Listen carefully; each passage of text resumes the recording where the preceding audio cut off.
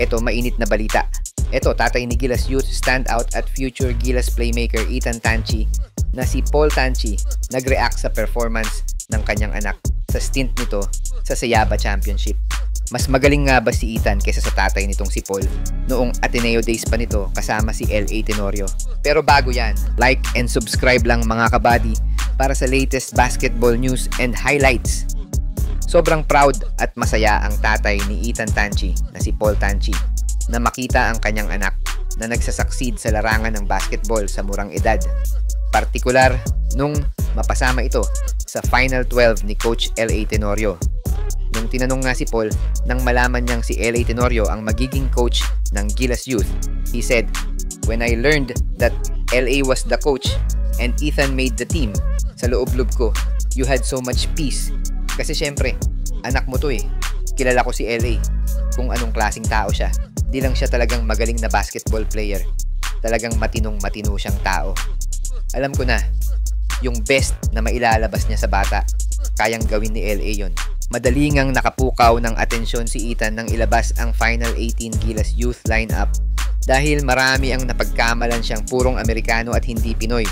Matapos nga natin siya mai-feature dito sa ating channel at malaman natin na anak siya ni Paul Tanchi, ay marami ang nabigla na isa palang half foreign si Ethan at Filipino-born citizen siya dahil nga anak siya ng dating Ateneo guard na si Paul Tanchi na dati namang naging teammate ni Lay sa Ateneo. Nung tinanong naman si Paul regarding kay Ethan, he proudly said, "Sobrang grateful, talagang blessing galing kay Lord. Alam mo yung bata, mahilig talaga sa basketball. Pero at the end of the day, yung mga gifts na ganun, galing talaga sa Panginoon.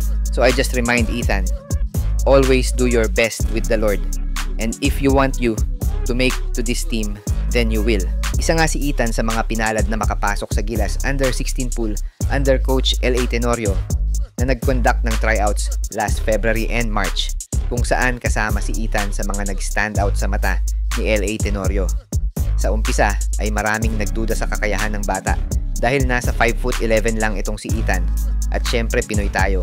May mga Pinoy na inakalang walang dugong Pinoy si Ethan at binibitbit lang daw nito ang pangalan ng kanyang tatay na si Paul, but bashers are bashers. Pinatunayan naman ni Ethan na why being picked by Coach LA Tenorio sa Final 18 at Final 12 is worth than picking anybody else. Sa 5 games nga kontra sa mga bansang kasama sa Sayaba, Ethan served as an incredible playmaker, setting up plays for his teammates, playing great defense, and of course proving his deadly outside shooting can lift Gilas Youth sa tournament. Not to mention that he and Evrain Cruz are the only guys that are consistent sa 3-point line, making them mark targets ng depensa ng mga kalaban. Nung tinanong naman si Paul kung sino ang mas magaling sa kanilang dalawa ni Ethan, Paul proudly answered, "Si Ethan talaga, no match. Lahat ng mga teammate ko sinasabi nila sa akin na mas magaling talaga yung anak ko, so wala. I am very happy for him." As a father, yun talaga yun. Yung parang joy ng tatay eh. Seeing your kids blossom and to be better than them. With Ethan being a big revelation sa ating national team sa Under 16, we're seeing the next generation of young Gilas players na pwedeng mag-represent sa ating bansa sa mga international games dahil what we saw on Ethan is a promising high IQ, pass-first playmaker na kailangan ng ating national team. And who knows, not only Ethan, but all 18 boys na napili at naglaro sa Sayaba will make it big sa future.